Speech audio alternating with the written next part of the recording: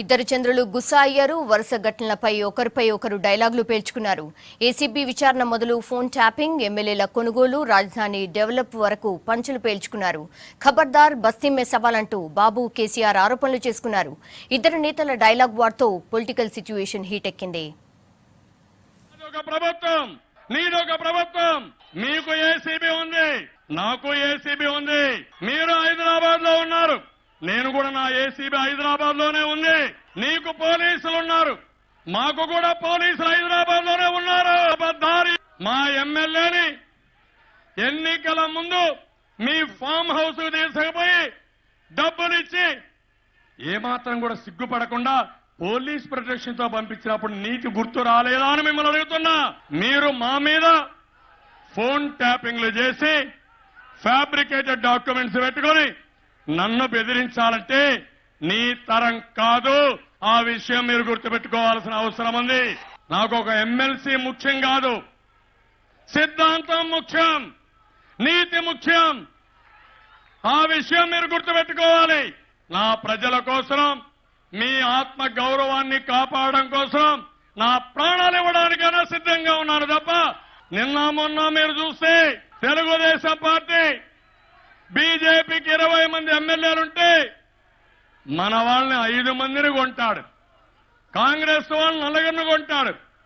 వైఎస్ఆర్ కాంగ్రెస్ పార్టీకి 2 కొంటే ఈ వైఎస్ఆర్ కాంగ్రెస్ పార్టీకి సిగ్గు కూడా లేకుండా ఆ 2 పోయేవారు, 3వ వాడిని కూడా మీకే ఇస్తామని 3వ వాడు కూడా ఓటేశాడంటే ఇది సిగ్గుమాలిన చర్య కాదా అని మిమ్మల్ని అడుగుతున్నా.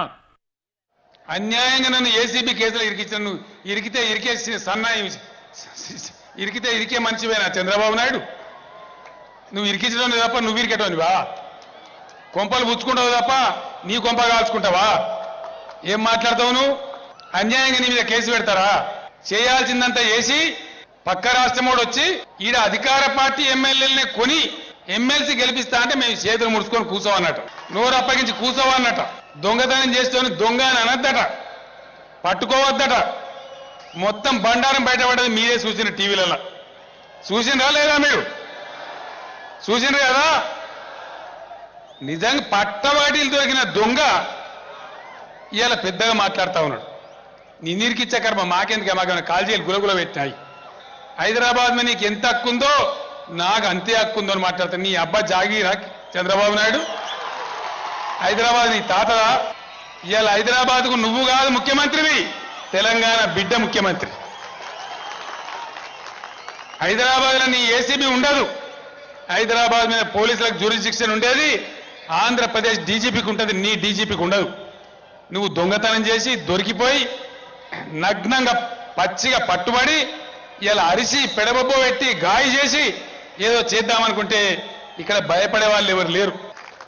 నాకు కూడా ఏసీబీ ఉన్నది హైదరాబాద్. నీకు ఏసీబీ ఉన్నది నిజమే, మరి కేసీఆర్ నీ లెక్క దొంగ కాడు కదా, నీ లెక్క దొంగ రాజకీయాలు రావు కదా, నువ్వు నీ లెక్క తప్పుడు పనులు మేము చెయ్యం కదా. నీ అరుపులతో పెడబొబ్బలతోని గాయ చేసి మూసేస్తా అనుకుంటున్నావా?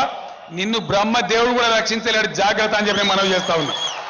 నిన్నెవ్వడు కాపాడలేడు.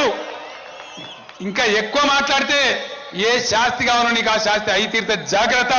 ఇంకా ఈ తెలంగాణ ఒకనాడు ఉద్యమ బెబ్బులి, ఈరోజు స్వయం పాలనతో ఆత్మ గౌరవంతో కాలు ఎగరేసుకొని దేశం ముందు నిలబడి తెలంగాణ నేను రా తెలంగాణ అంటున్నటువంటి తెలంగాణ ఈ గడ్డ మీద నీ కిరికిరి చెల్లదు. తస్మాత్ జాగ్రత్త అని చెప్పి నేను మనవి చేస్తా ఉన్నా.